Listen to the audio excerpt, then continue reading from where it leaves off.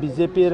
আমাৰ নেতা ৰাম দাহাল ডাঙৰীয়া UPPLৰ নেতা কৰ্মী সকলো একেলগে কোকলাবাৰী সমষ্টিত আমি যোৱা তিনিটা ইলেকশ্যনত বহুত ভোটত বিজয় হৈছোঁ আৰু এই কোকলাবাৰী যিটো আমাৰ পৰিষদীয় সমষ্টি ইয়াত এতিয়াও ৰাইজে সকলো UPPLৰ লগতে আছে আমাৰ মিত্ৰজোঁটৰ লগতে আছে বিজেপি UPPL লগ লাগি যোৱা নিৰ্বাচনতো আমি বহুত ভোট পাইছোঁ আৰু এই নিৰ্বাচনত কোকলাবাৰী সমষ্টিত প্ৰায় 80% ভোট আমাৰ UPPLৰ প্ৰাৰ্থী NDAৰ প্ৰাৰ্থী জয়ন্ত বসুমতাৰী পাব এটো নিশ্চিত হৈছে কাৰণটো হৈছে যেতিয়া BPFৰ শাসন চলি আছিলে এই অঞ্চলৰ বড়োসকলক অনাবড়োসকলক বঞ্চিত কৰিলে ৰাস্তা দলং ঘাট একো বনোৱা নাছিলে আজি আমি এই অঞ্চলত বহুতখিনি ৰাস্তা ইতিমধ্যে বনোৱা হৈ গ'ল যিখিনি হাফ ডান BPFে পেলাই থৈছে এই দলংবিলাক আমি নিৰ্মাণ কৰি আছোঁ বহুতখিনি আঁচনি ৰাইজে পাইছে আৰু ইয়াতকৈ ডাঙৰ কথাটো অশান্তই জৰ্জৰিত অঞ্চলত এতিয়া স্থায়ী শান্তি আহিছে সেইকাৰণে বড়োসকলো বিভিন্ন জাতি জনগোষ্ঠীসকলো সন্তুষ্ট হৈছে এইকাৰণে বহুত বেছি ইয়াতে নিৰ্বাচনী প্ৰচাৰৰ দৰকাৰ নাই অলৰেডি ৰাইজে মনটো স্থিৰ কৰিছে যে এই নিৰ্বাচনত জয়ন্ত বসুমতাৰী ডাঙৰীয়াকে ট্ৰেক্টৰৰ ছবিত ভোট দিব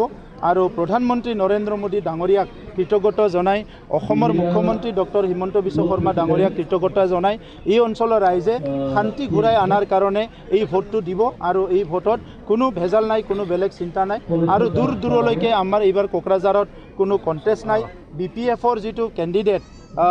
খাম্পা বৰগোহাঞি ডাঙৰীয়া তেখেতে এজন জেণ্টেলমেন হয় কিন্তু ৰাইজৰ কাম কৰিব পৰা ব্যক্তি নহয় 17 বছৰ যেতিয়া শাসনত আছিলে তেতিয়াও তেখেতে এই অঞ্চলবিলাক অহা নাছিলে যাৰ কাৰণে তেখেতে যোৱা ইলেকশ্যনত নিজৰ পৰিষদীয় সমষ্টিত বেয়াকৈ হাৰিব লগা হৈছে গতিকে এই নিৰ্বাচনটো NDAৰ নিৰ্বাচন এই নিৰ্বাচন UPPL BJP AGPৰ নিৰ্বাচন কাইলৈ আপোনাৰ সমষ্টিত নিৰ্বাচন দ্বিতীয় পৰ্যায়ৰ কিমান বৃদ্ধি পাব বুলি আমাৰ সমষ্টিত বহুত ভোট বৃদ্ধি পাব অকল আমাৰ যিটো পুৰাণী যিটো তামোলপুৰ এই অঞ্চলৰ প্ৰায় লাখ ভোটত তেখেতে লিড লৈ যাব আৰু ইয়াত কোনো সন্দেহ নাই ইতিমধ্যে ৰাইজে বহুত ভাল পাইছে দিলীপ শইকীয়া ডাঙৰীয়া ৰাইজৰ লগত থাকে ৰাইজৰ নেতা হয় আৰু তেখেতে সকলোৰে কথা বুজি পায় সেইকাৰণে সকলো ইতিমধ্যে মন ঠিক কৰিছে দৰং ওদালগুৰিত কোনো কণ্টেষ্ট নাই বহুত ভোটত 4 লাখতকৈ অধিক ভোটত তেখেতে জয় হ'ব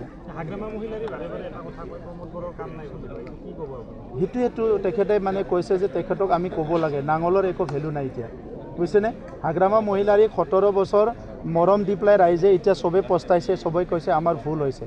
আৰু সেইকাৰণে এতিয়া চবে থিৰ কৰিছে আৰু নাঙলক ইয়াত ঘূৰাই অনা নহ'ব এই নিৰ্বাচনৰ পিছত নাঙলৰ চিন আপোনালোকে দেখিবই নাপাব কোনোবা নিউজত এজন দুজন দি থাকিলে পাব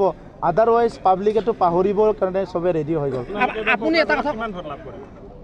এতিয়া আজিৰ তাৰিখত যদি ক'বলৈ যায় 3 লাখৰ পৰা 4.5 লাখ বেছি ভোট পাই জয়ন্ত বসুমতাৰী জিকি আছে যিহেতু হাতত আৰু 8-9 দিন প্ৰচাৰ আছে মুখ্যমন্ত্ৰী ডাঙৰীয়াই 9খন মিটিং এটেণ্ড কৰিব আমাৰ বহুতখিনি নেতা কৰ্মীসকল আহি গৈছে MLA CMLA সব লাগি গৈছে 4 লাখ ব্যৱধানত জিকি যাব পাৰে সেইটো এটা নিশ্চিত হৈছে আপুনি ক'ব খোজা নেকি এতিয়া BPF আৰু কংগ্ৰেছ এটা মুদ্ৰাত ইপিঠে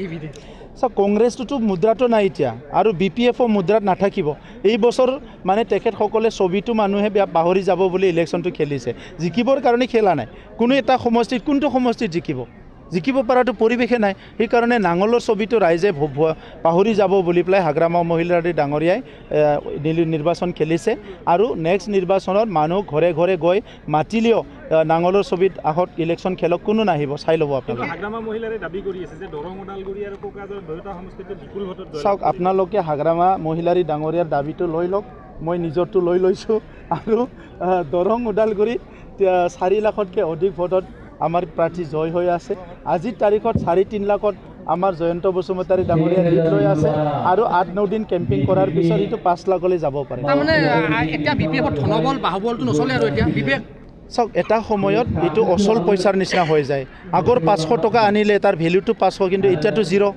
এতিয়া আজিৰ 1 টকা আৰু আগৰ 500 টকা পুৰাণী 500 টকাৰ কিবা ভেলু আছে নেকি তো BPFৰ আৰু এতিয়া ভেলু নাই এটা জয়ন্ত বল্লভে এটা কথা কৈছে 2025 UPPLৰ নেতৃত্বতে চৰকাৰ হ'ব BTC চাওক এতিয়া UPPL BJP লগ লাগি আমি চৰকাৰ গঠন কৰি আছোঁ 35 লাখ জনগণক আমি সেৱা কৰি আছোঁ তেখেতসকলৰ বৰ্তমান আৰু ভৱিষ্যতক লৈ পেলাই আমি পৰিকল্পনা কৰিছোঁ এই অঞ্চলৰ মা দেউতা দাদা ভাই সকলে শান্তিত শুব পাৰে ইয়াৰ কাৰণে আমি ব্যৱস্থা কৰি আছোঁ গতিকে ৰাইজে নিশ্চয় আমাৰ লগতে থাকিব সেইটো আজিৰ তাৰিখত